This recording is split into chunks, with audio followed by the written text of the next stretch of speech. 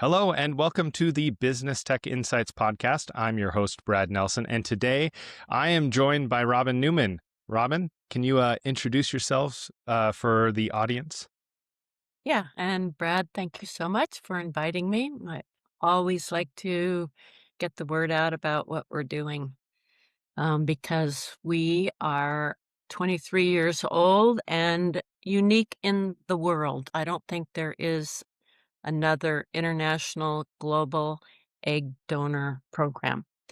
And so what we do is we find beautiful, young, intelligent women worldwide that want to be egg donors to give their eggs to help infertile couples or singles. We help many gays, many singles, and then they will travel to a clinic.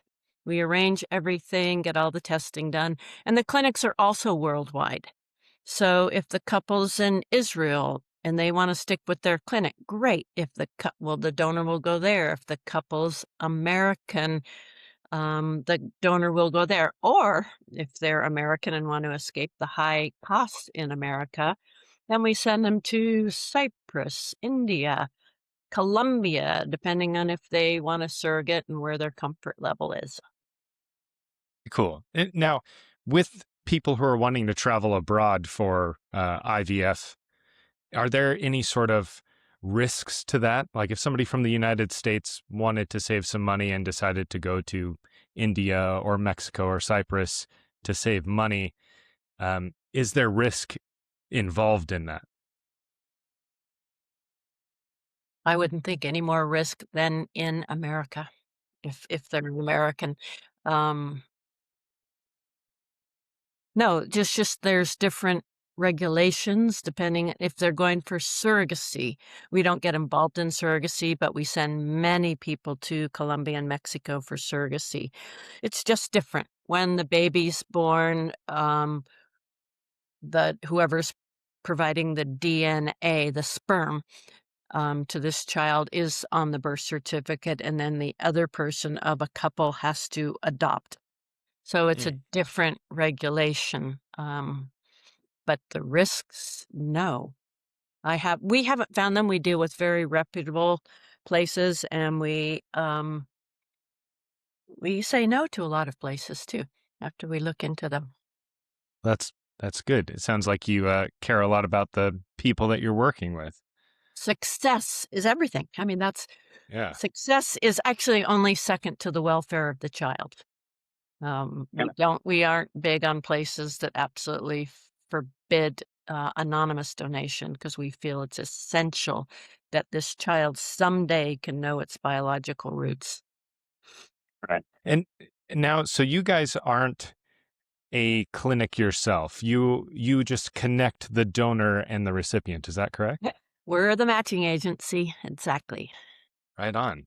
And But we uh, do all the logistics. I mean, people say, oh, this is just overwhelming. How am I ever going to figure out how to get my South African egg donor to Cyprus, where a phenomenal clinic is? That's up to us. I mean, it's really, with technology, it's no more difficult than having a donor from the next state go.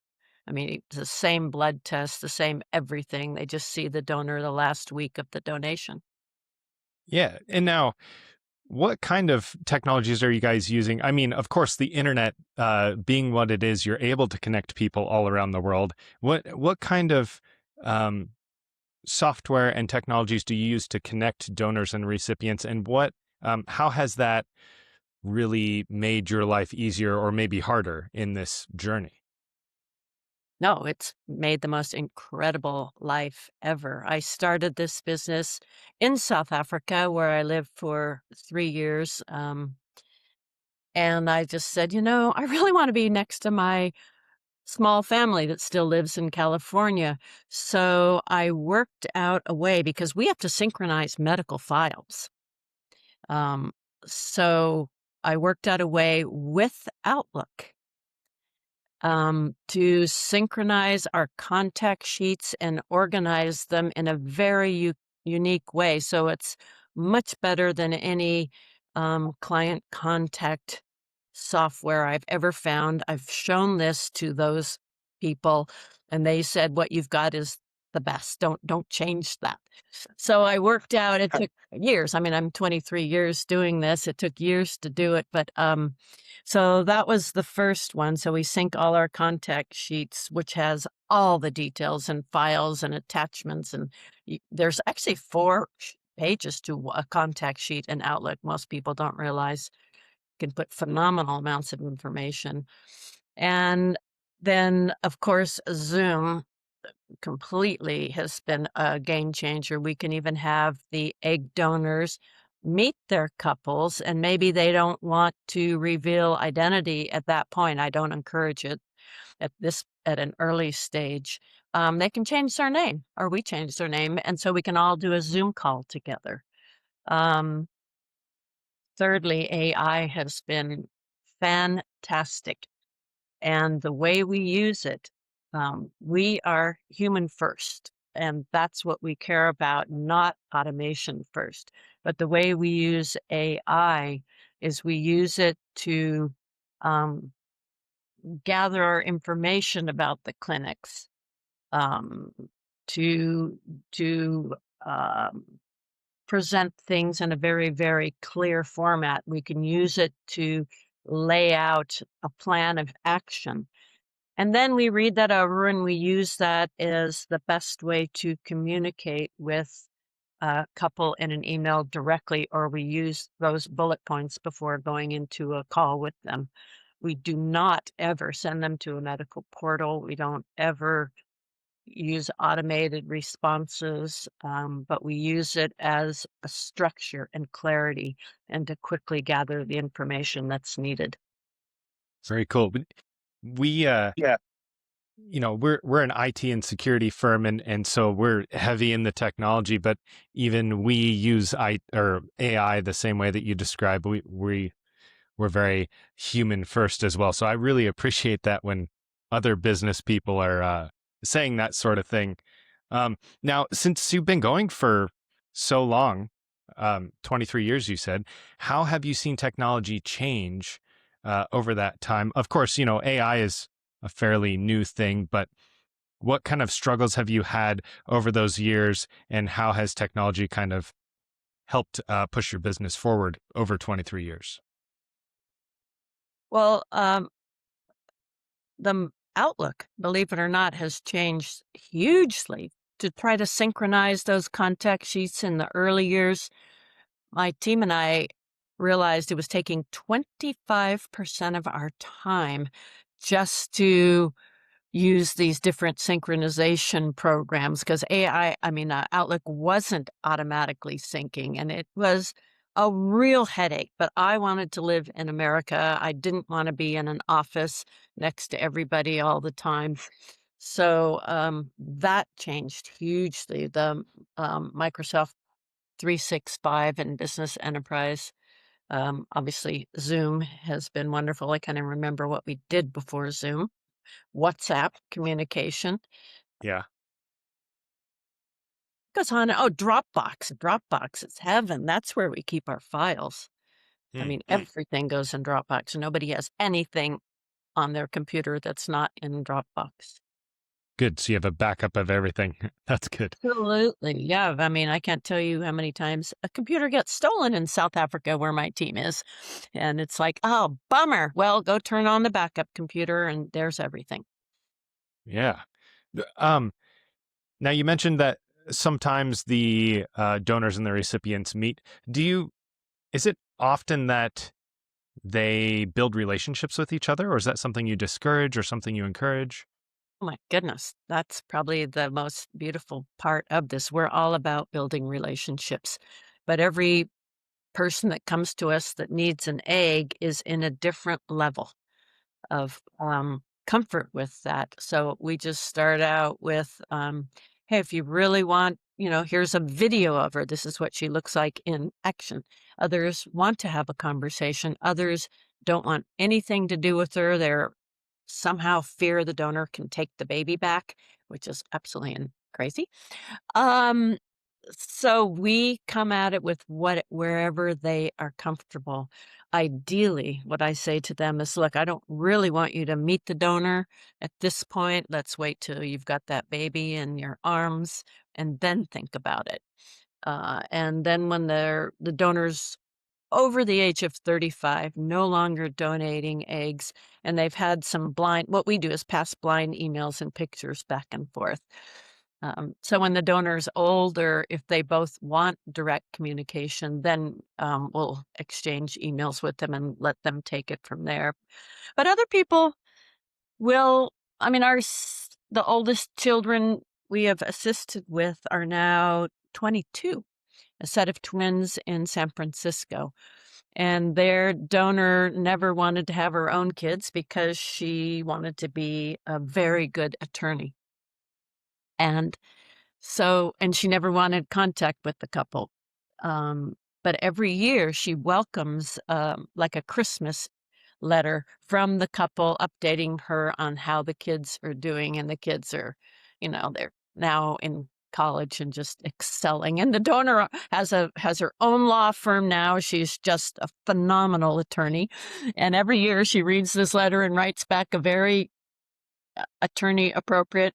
Glad to see the kids are excelling. Wonderful parents. Thank you. It's really sweet. Others meet the donor. They will have her over for a holiday with the kids, meet the kids. I mean, and if that donor may have donated to several couples, then the couples will start getting together. You can go as far as you want with this. Huh. Oh, that's Yeah, I cool. mean, we have such moving stories. We don't share stories unless everybody wants this to be known. I'd love to give you one more example, but this is way out there. Um, Well, if you're yeah, if you're willing to share and it's okay. it's all over Facebook. They really love this story. So, it's got sad and good news where father approached me. This was several years ago because his wife had passed away, and they have two sons with the help of an egg donor who were, I believe, 6 and 8 at the time. And he said, my wife never wanted them to know they were egg donor children. Now that she's gone, I feel strongly they must know. Can I communicate with my donor? Can I send her a letter?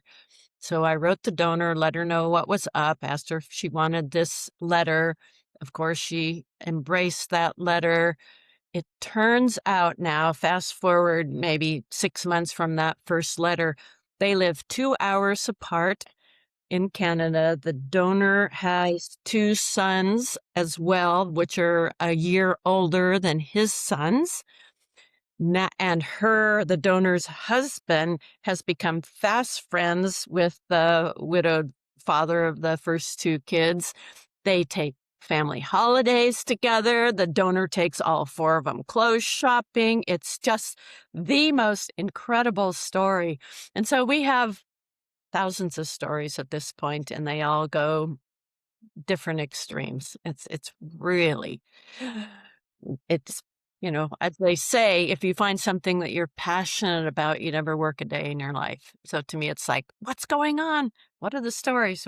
We are these voyeurs of these love stories.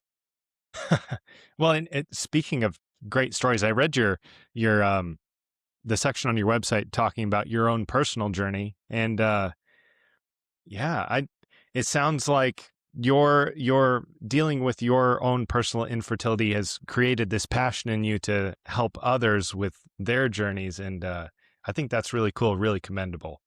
Thank you. It's a classic turn lemons into lemonade.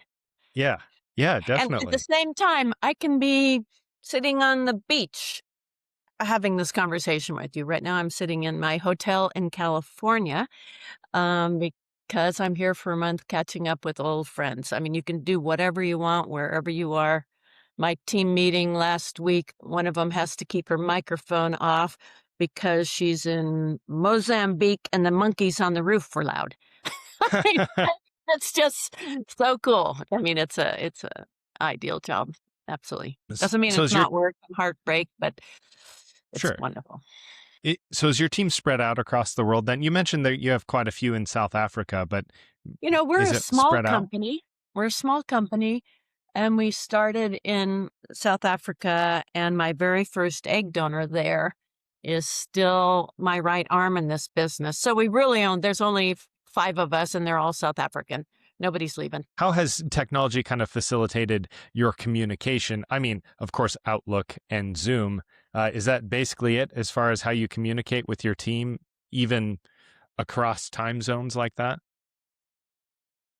Um, it's so interesting to watch how people change the way they want to communicate. And so we have to be ready for any of it. It seems like the clinics in foreign countries we like email because then we have this record real Hmm. clearly about what was said and steps and details. But some clinics are WhatsApp only. That's all they'll do. And some donors are WhatsApp only. That's fine. Donors won't look at an email unless we tell them to. Um, so so we use as many avenues as we can, and it really depends. That's right in our notes now. Use XYZ to communicate with this person or that clinic. So let me know what other things there are besides WhatsApp, Outlook, Zoom. Um, Advertising marketing has, of course, changed a lot. Um, Hmm. How has that changed for you? what am I missing? um, well, we started out putting flyers up at universities and on cars in parking lots looking for egg donors. Uh-huh. And now it's the Instagram and TikTok. This is looking for donors. And, I don't even know part of some of the stuff. It's this kind of post that disappears after a couple of days. I don't know half of them. Google Ads helps a little bit, but what also helps greatly is because we treat the donors so well, and take an Iceland donor and bring her to California to donate an egg any time of the year is wonderful, or Mexico. So they have created private Facebook groups where they invite others. That helps a great deal. A lot of word of mouth too now, but that's not technology. No, but word of mouth seems to be the best marketing and advertising in my experience. You get a good reputation and the word starts to spread and people hear about it from people they trust, and even though it's low tech, it's the best way. Yeah, we went from 1 donor in Iceland to 16, and that's when I flew over and had a big egg donor celebration there. That's cool. Yeah, That's it cool. sort of goes in right now, it's Spanish donors. The word is out amongst the Spanish donors, and they're coming in a lot. Very cool. Is it common for a donor to donate multiple eggs over time, or is it usually just a donor will donate 1 or 2 and then be done? Ah, that's where misconception is huge. Um, every month in a natural cycle, a woman will have maybe 15, 20 resting eggs.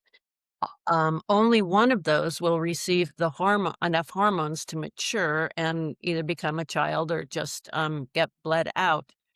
So what happens? She goes on hormone injections. It's done with a diabetes needle, and donors can do it themselves for about 12 days prior to them being removed from her. So it takes all of those resting follicles, averages about 20, and they all mature that month. I see. So all 20 come out of her body with a suction needle. There's no stitches. I've watched many of them. It takes 15 minutes, but anesthesia takes a little bit longer to recover from, of course. Hmm. So if you don't mind, I'll spend the time so what happens to 20 eggs? What's a couple going to do with 20? This is how it breaks down very interestingly. So let's just say you have 20 eggs. Let's say only 18 will fertilize. I mean, that's a good number. Not all of them will fertilize. And then from those 18, they're grown because it's only on the 5th day of embryo growth that it actually implants into the, lining of the womb. So out of those 18, maybe only 10, let's just say, will get to that stage where they can implant into the womb. Hmm. What happens, and at this point, the embryos are growing in petri dishes where they've been fertilized. Let's not forget that phase. So then you've got, okay, what are you gonna do with 10 great embryos? Usually at this point, they're biopsied because they have many, many cells now and it doesn't hurt them. And then they're frozen because they can't grow beyond about 6 days. Those biopsies are sent off to a lab and they come back. So now you've got 10 embryos that have been biopsied. Out of those, this is what's really interesting and why so many people don't get pregnant the first month, second month, third month, or they miscarry, is the tests show that there's defective chromosomes, and at least half of them. I'm Hmm. just telling the average numbers. And after thousands of donations, I know what I'm talking about in this. And so those defective embryos that have missing or damaged chromosomes, they miscarry. You don't want a child born with handicaps. Those are supposed to miscarry. So now you're down to about 5 embryos. And with this testing, if you want, you can also identify the sex of the child. So they'll tell the doctor, okay, I want a boy. So it still might take another try, usually 1 or 2 tries at best, and you're pregnant. So really, out of 20 eggs, you could have 2 kids. Okay. Interesting. But that's just one cycle, one monthly cycle for the donor. Yes. Yeah. Yes. So do the donors donate multiple cycles is what I'm asking, or do they generally only do it once or twice? Totally up to the person. Some of them, I mean, it's like having a mega menstrual cycle. Your hormones are higher, going all over. There's breakups with friends and boyfriends during these 10 days. Um, with some, I mean, others, they just float right through it. The pain is more intense afterward. It's like the worst period pain. But again, that lasts 3 days and you have all kinds of ibuprofen. So, yes, some donors do. We don't like them to donate more than twice a year, just because it stretches the embryo. You're never going to Sure. run out of eggs. You've got at least 40,000 cells that mature over your lifetime if you live long enough. Um, uh, but it stretches the ovary, sorry, which is a walnut size, and it might go to a small orange size, and then that shrinks back up again. Um, there's never been an infertile donor after she's donated for us. Everyone's been able to get pregnant that wants to. It doesn't affect that. It's not for everybody, you know? Yeah. Yeah. Oh, I'm Most of I'm our sure. donors are altruistic, meaning they get very low compensation, but some are high paid donors. Um, that plays into it for some that are trying to get through school or something. Mm, mm. Is it- But that's why we say twice a year is plenty. You can go on forever. However, they can sign up for many egg donor programs, so they can basically donate as much as they want if they get selected to donate. Makes sense. Yeah. Hmm. This is interesting. I've never known like really anything about this world before, and I Of appreciate course. your knowledge. This is Yeah. fascinating.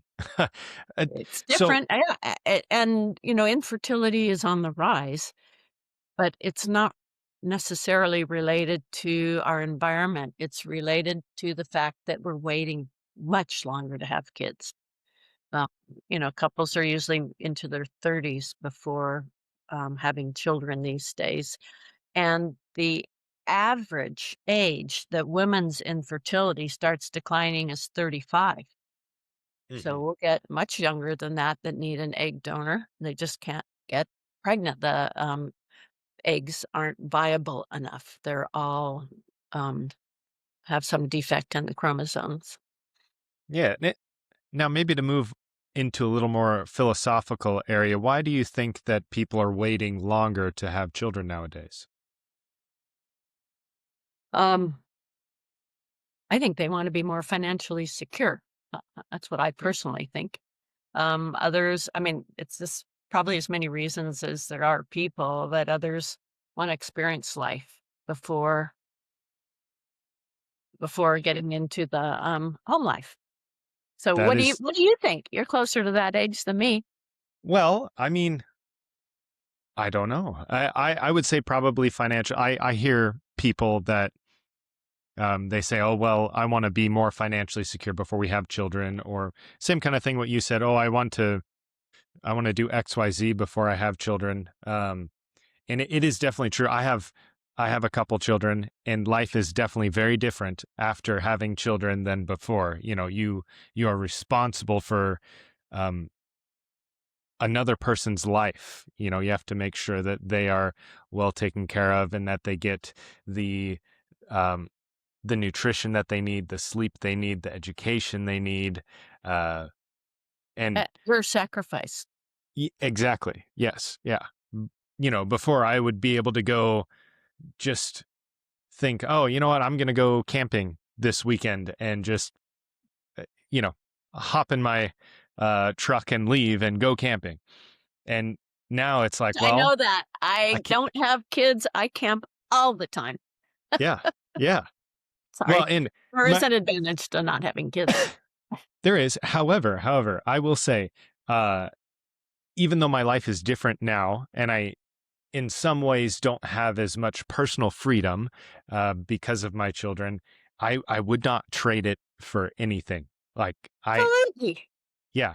And I am super excited once my children get old enough to, you know, get lost for a weekend and go take them camping and teach them about what I enjoy. So they're a little Absolutely. bit young to do some of the more extreme, like it's pretty cold here right now in Montana. So You're in they're, Montana? yeah, up in the mountains I'm about an hour from Canada and an hour from Idaho, so way up in the corner, Closer to up in the Big mountains. Fork or Kalispell? Closer to Kalispell. I'm about an hour and a half from Kalispell. It's, I spent 3 summers and a winter in Montana. In fact, I Oh just yeah. met up with Montana friends in Kauai for Christmas. No, I love, but back to our, topic, I also think that people are waiting later, or no, they're choosing not to have kids. And yet I hear these people that choose not to have kids, then by the time they hit that crucial age of 35-ish, they change their mind, and then it's too late to change your mind. Yeah. It's Yeah. it's not working so well for some people. Uh, Yeah, and that is kind of that's kind of unfortunate, missed opportunity because of biology. Um, yeah, I just What I'd like to bring up while I'm thinking of it is, if you wanna freeze your eggs because you're not ready now, but you might be ready someday, do it as young as possible. Forget it when you're in your 30s, it's just not gonna work. I mean, the chances are very low. So, please freeze your eggs in your early 20s as soon as you can, if that's any kind of an option for you. now but do you think that there are some people that in their 20s they say, "Oh, I'm never going to want children." And then so they don't even think about that, and then Of by the course. time they're, I don't know, 38 or 40, they decide, actually I missed out. I should have had children, but I now it's see it too all the late. time. I see it all the time. Yeah, but, and what, 20-year-old has $10,000 to freeze eggs. S There's But probably some, but yeah, there are, yeah. but the other thing that is so important to bring up is that egg donation is a phenomenal option. I mean, couples come to me, or just say somebody comes to me and they choose a donor that looks like them, or and maybe she has the similar talents as they want, or maybe she looks better than them and has the talent that they want. Um, they will choose this donor, and and then when that baby is born, they're going, why did we ever waste that year struggling with the idea of egg donation? You know, it's just so insane to think this isn't 100% my kid. In fact, I think I love it more because we put so much thought into this. It's just, no one has ever said doesn't feel like their kid, or they're in the least bit worried that that child isn't going to think that they're the mom. Hmm. I mean, Well, it just vanishes. so I'm not exactly sure how the procedure works, but don't they take DNA from the mother and the father, and the donated egg is just a vessel for that DNA, or does it get the donor's DNA as well? It's only the donor egg mixed with the husband's sperm, the husband of the infertile woman. Oh, That I see. process that you spoke about is a brand new technology that isn't perfected, and it isn't on the market yet. No one it's gonna be extremely expensive, and it isn't perfected yet. But I think scientists have done it 1 or 2 times, or probably, a dozen times now. So that's a whole new technology when they can take the DNA from the mother, the one woman that's gonna give birth, and inject it into the shell of a younger donor's egg. That will be phenomenal. It's not happening. I see. Okay. Okay. That I must have heard about that and just assumed that's how it was done then. But Yeah, no, okay. that will be nice, but not yet. I'm afraid right now they're damaging too many of them to make it a viable option. I see. I see. Now, with all this communication and some sensitive information from the donors and the recipients, how do you manage that data and keep it secure? How do you make sure that people's personal information isn't going places it shouldn't? Um, I think the fact that we're very diligent with our passwords, I mean, it's all in Outlook and records in Dropbox. And we're very diligent with the password changing, and our team is long-lived and extremely small. I know I bought their computers. I'm in charge of their computers. I know which computers are online. Um, yeah, no, we have dealt with that quite a bit. Also, the very similar information is kept at the clinics.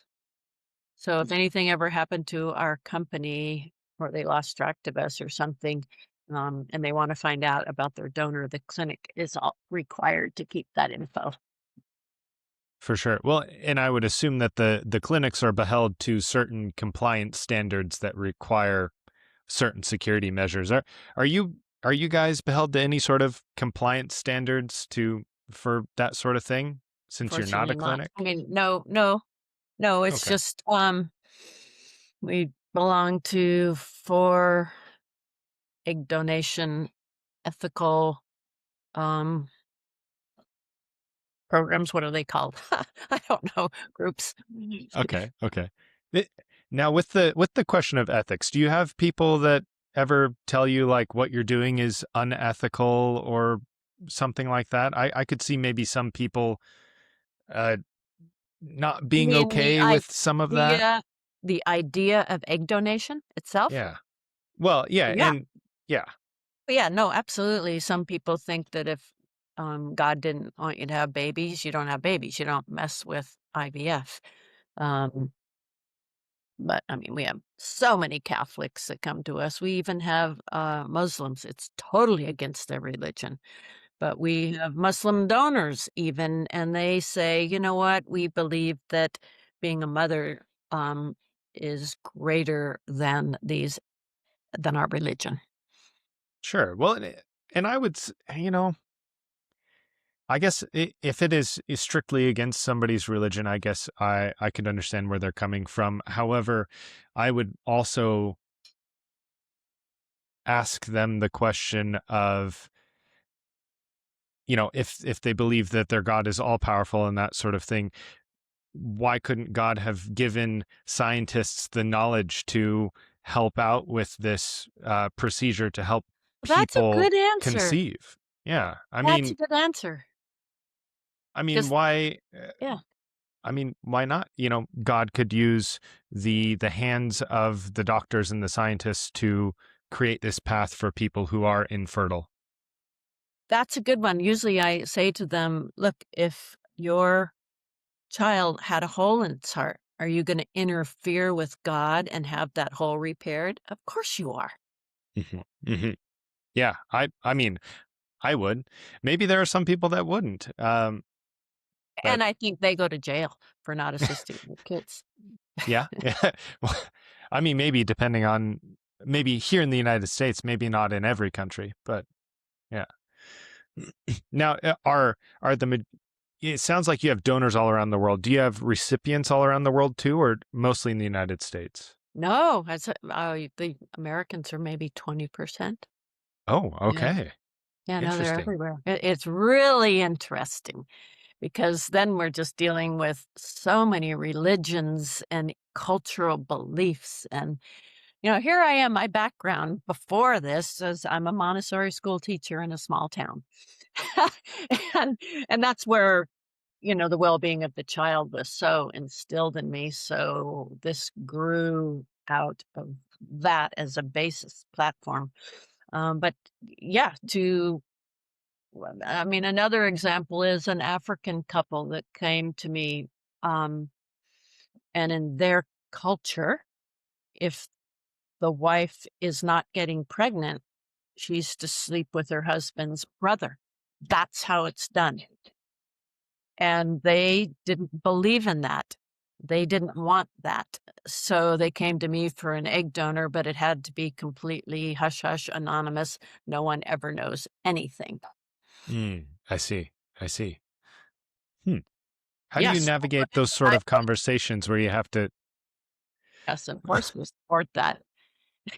There's Ha, things ha, we don't support, definitely things we don't support, and I will just ignore the couple. sure. Well, could you give me an example of something you won't support? Yeah, someone came to us who wanted 5 donors. He wanted as many kids as possible. He said, "I have a wife, but we aren't involving her in this conversation." So it was like, forget it. And you've probably maybe you haven't, but there's been a lot of stories out about billionaire Chinese that have 10 surrogates pregnant in the US now.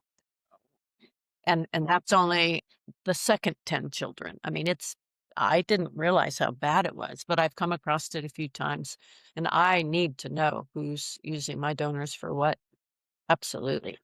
Oh, and then a couple that was very young. They were 21 and 22, gay. They'd only known each other a year, and they were wanting an egg donor. And I said, "Oh, you guys sound wonderful, but this isn't a puppy. Please come back to me after you've been together for a while." 2 years later, they came back, and now they have 2 gorgeous kids with our help. Hmm. Yeah, Well, it's commendable that you told them, you need to wait because, I couldn't support that. Yeah. yeah, unfortunately, I know somebody who um, wanted a child just basically as an accessory, and yeah, that's not a good reason to have a child. And so, making sure that you're in a solid relationship that's going to last, where you can support that child's growth, is important, at least in Yeah, my opinion. It's and there are exactly. And yeah, you have to try to put yourself in their shoes. Uh, Single women have come to me, and that's some of the hard stuff for me when they just have to put the kid in daycare all day long and really struggle and work so hard. But if they have the support of the family, and these women had family, a lot of family right there, totally supporting. They knew about it. I love that. Absolutely.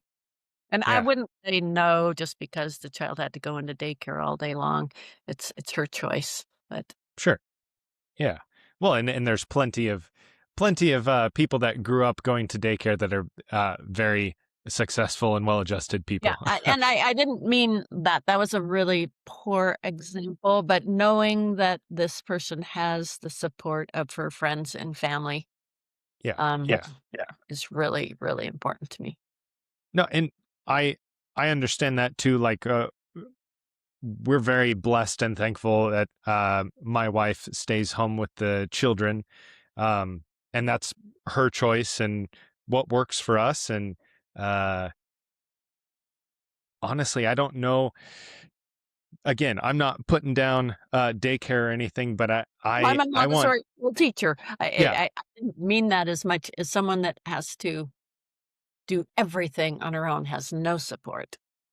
yeah, definitely. Well, and that was one of the things. Like, our first child was only 2 weeks old when we moved here to Montana, and we moved away from all of our friends and family, and so that was a challenge for because we had no friends, no family close by.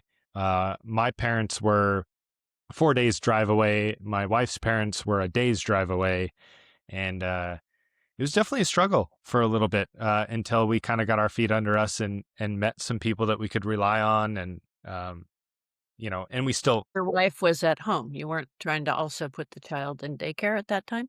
yeah, my wife was at home, but having a 2 week old baby and absolutely no support system for a first time mother and a first time father, it was kind of challenging. It's like, well, and now that we've had multiple children, at least for us, the second child was easier than the first because everything with the first child was new, and we are like, oh no, did we just hurt the child? Or oh no, if we don't do XYZ, is this going to be bad? Or whatever.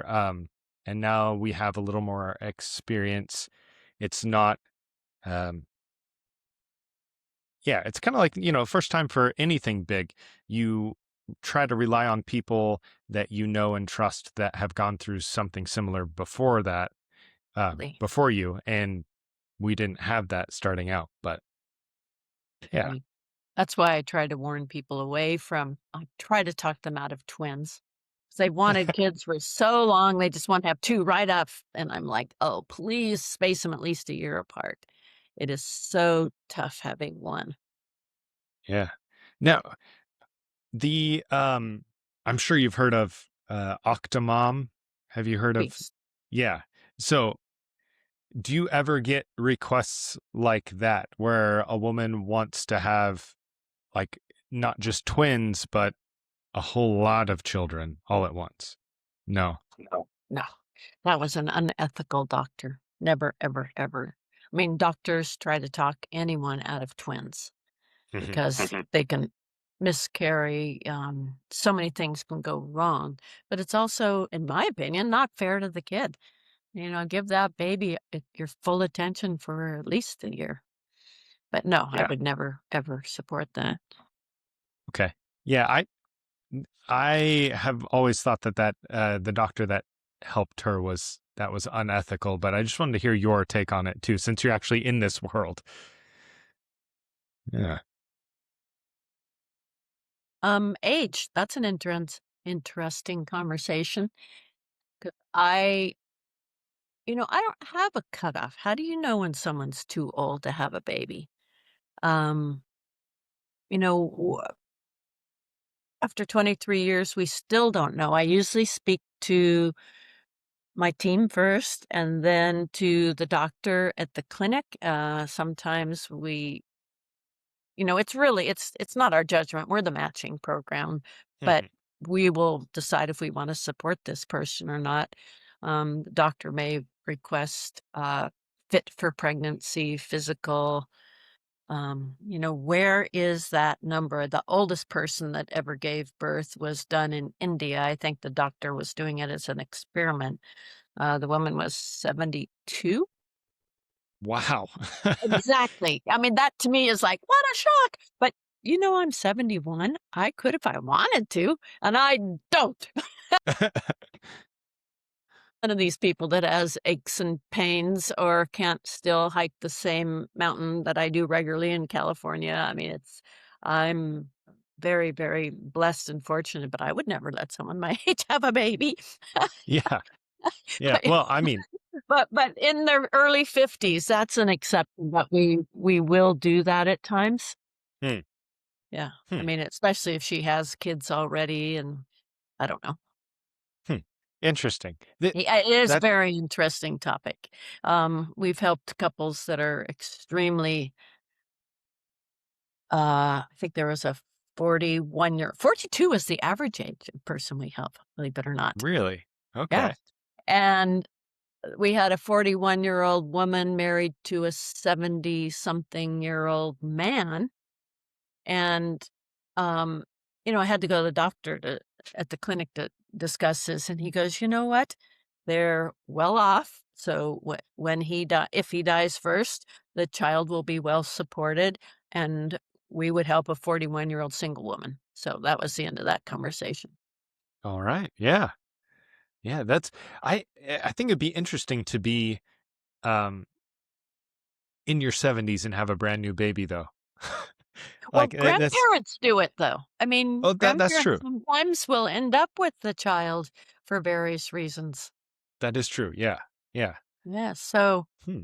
it's the giving birth part could be a little tough, but Yeah, yeah, I would assume so. I mean, but kind of like you said, what is the magic age number? I know people in their 30s that are probably not fit to have a child physically, and people that are very fit in their 50s or 60s, So, and Mick Jagger's still going into his 80s, but he's not giving birth. yeah. That's true. Yeah. Well, I think that's about all we have time for. What? Do you That was a have quick hour. well, do Um, do you have I anything else that you want to talk about real quick before we wrap things up? gosh, I think we've covered so many of the really crucial, controversial points, and I'm sure I brought up a lot for people to think about. But, I really believe that AI has only a background support in this whole emotionally charged, business that I'm in. I don't want anything automatic. This is way too, um AI can't answer this. They can only support the information we need to give out. Yeah. You know what? On that topic, real quick, what do you think just overall about AI? Do you think that it's going to be a boon for humanity, or do you think it will be our downfall? I definitely think it's a boon. Oh my goodness. It's Okay. such a boon for me already, reading contracts and doing research and absolutely, but it has to be used right. I don't think it's great for human interaction. Sure, sure. Yeah, I kind of put it there with nuclear nuclear technology. It can be used for great evil and destruction because I think, you hear stories about people trying to use chat GPT as a therapist and it just turns out awful and that sort of thing. Right. Or it can be used like nuclear technology can be used to create really efficient power generation technology. Same with AI. I think it can be a really great tool if used appropriately for certain things. Like we use it to, it saves us so much time when we're writing like policies and Me documentation. too. Oh man, it takes what I would have to spend 3 or 4 hours on and does it in like 10 minutes. So, I um, totally agree, but I think the what I call human communication, forget it. Just use it for the facts to back up what you need to do. yep, yep. And that's kind of, I don't want to go on too much of a rabbit hole, but that's unfortunately something that is affecting my industry. Is a lot of IT help desk people are getting replaced by AI chatbots, and it's, in my opinion, it's a major loss for my industry because the end user gets a worse experience because they're talking to a chatbot instead of a real person, and then it eliminates the majority of that like tier one entry level positions for my industry. So if you're fresh out of high school or college and you want to get into technology, the advice used to be go get a tier one help desk position and work your way up and get that experience. So then you can get higher paying, more complex jobs. And now with a lot of those jobs gone, you have to have experience that you the industry is lagging behind because you have to have experience to get these mid-level jobs, but there's no way for you to really get that experience anymore. You know what I mean? So, Yeah, with but a chat most chat boxes now I say, "Can I speak to a live human?" If not, then I say, "Well, I'm filing a complaint, I won't speak to you." That's usually where I go, unless it's only factual stuff that I need. sure, sure, yeah, cool. Well, Robin, thank you so much. Where can people find you? Where can people find you and your business? Global Egg Donors. We're the only one. All right. www.globaleggdonors.com. And for me, info at Global Egg Donors, that'll come to me. Or Robin. Okay. Very cool. Well, thank you again, Robin, for joining us, and thank you all Great. for thank Say you all hi to for. Montana. I'll be back this summer for a little while. Okay, okay, yeah. Yeah. Well, If have you found Holland Lake? You really ought to get to Holland Lake Lodge. I Anyway, don't you'll think find so. it. Is that near Kalispell? It's I think it's another hour and a half south. Very, very special place. Okay, like near Polson, maybe. Does that sound familiar? Yeah, I don't know. I'll try to find it. All right. Well, and thank you everybody who listened to this podcast. You can find it on YouTube and Spotify, and we'll see you in the next one. Thank you.